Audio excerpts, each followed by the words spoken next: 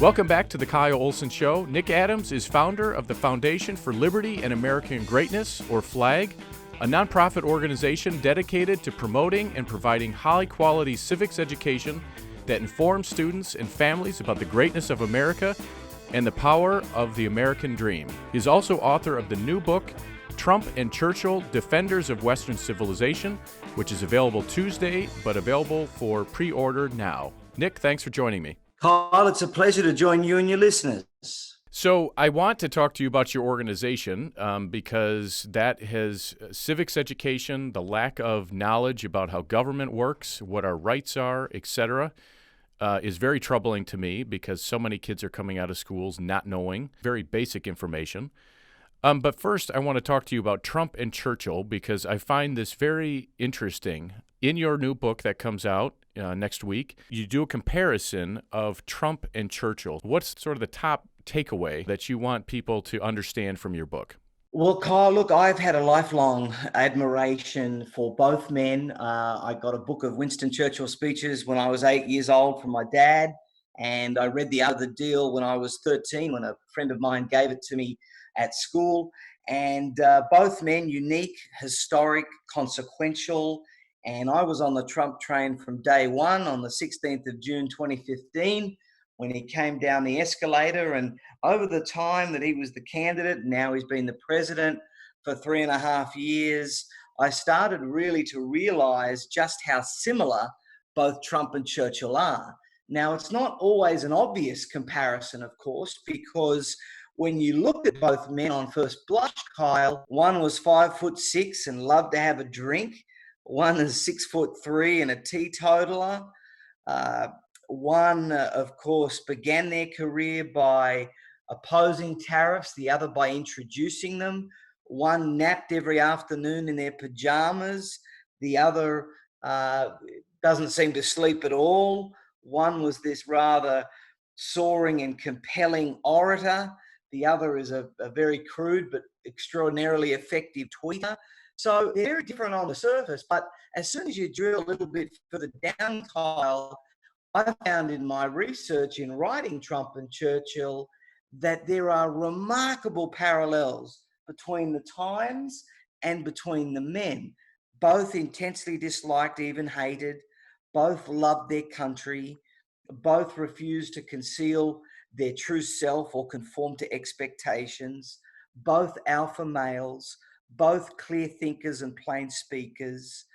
Both endured battles with the political establishment. Both had an acrimonious relationship with the media. Both had extraordinarily weak predecessors.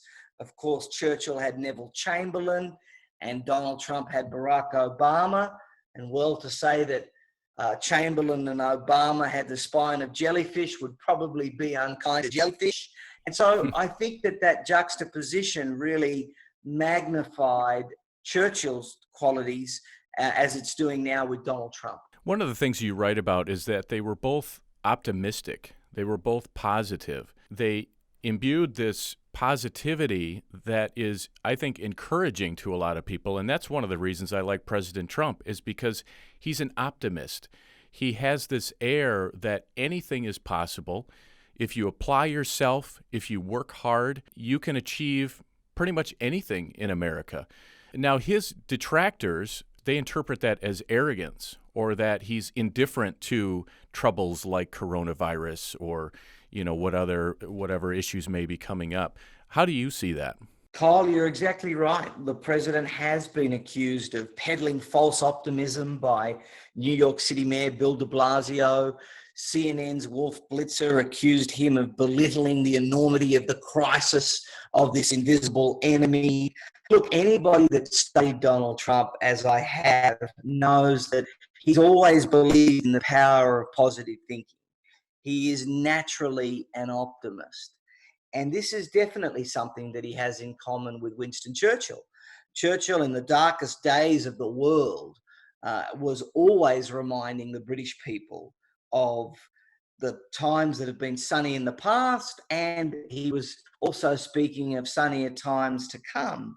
And that really soothed and enabled and encouraged people to get through what was such an awful and terrible and uncertain time. And I think that Donald Trump offers the same thing. I'm with you. I think that Donald Trump is inspirational. I think that he really does appeal to the American dream. That's why he's got such widespread support among such a variety of different people in the United States of America. But he's someone that very clearly pushes the message that I firmly believe, as a legal immigrant to the United States of America, that this is the best country in the world, that the day that you're born here or the day that you move here permanently is the day that you win the lottery of life.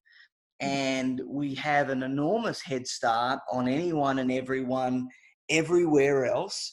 And if you look at our history throughout time, whenever America has been under attack, America always ends up becoming bigger and stronger and better than it was before. Your organization, the Foundation for Liberty and American Greatness, or FLAG, tell me about what you're doing to perpetuate American exceptionalism. Look, FLAG is an educational nonprofit. We're a 501c3, Kyle, and we are all about two very simple things.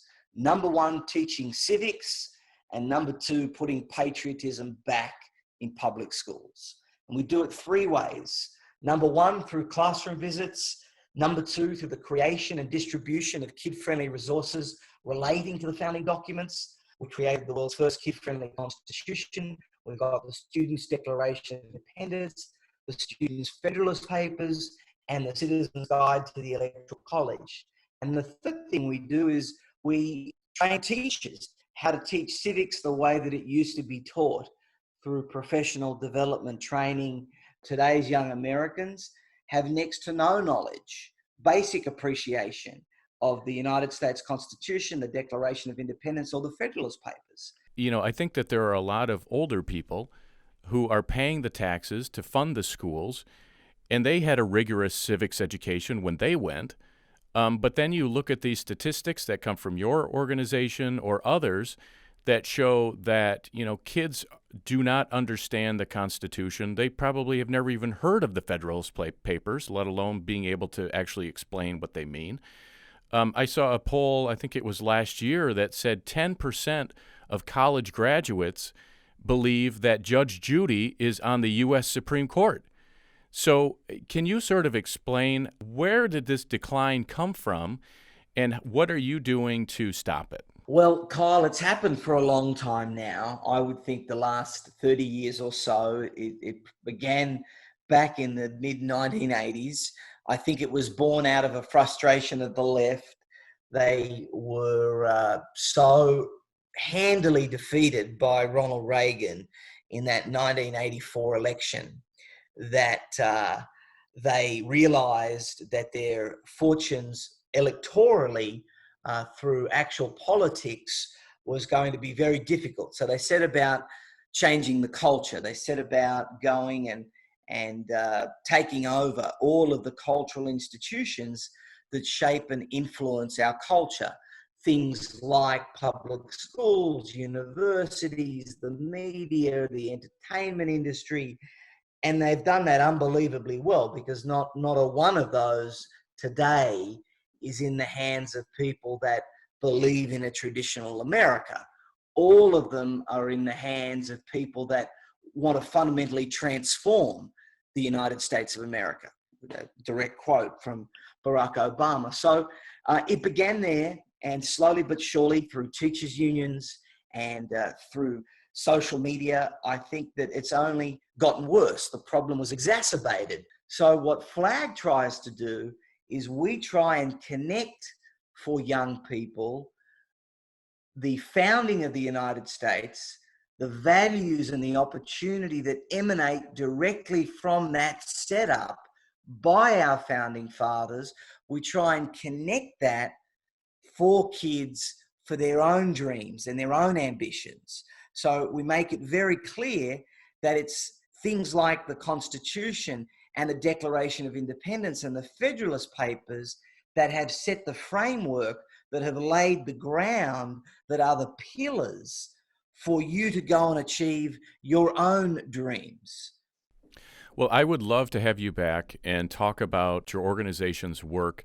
Nick Adams is author of the new book, Trump and Churchill, Defenders of Western Civilization. Thanks for joining me. It's been a pleasure, Kyle. Thank you so much for joining me today. For more of my work, go to Breitbart.com or find me on Twitter, Kyle Olson 4, KYLEOLSON and the number 4. This is The Kyle Olson Show.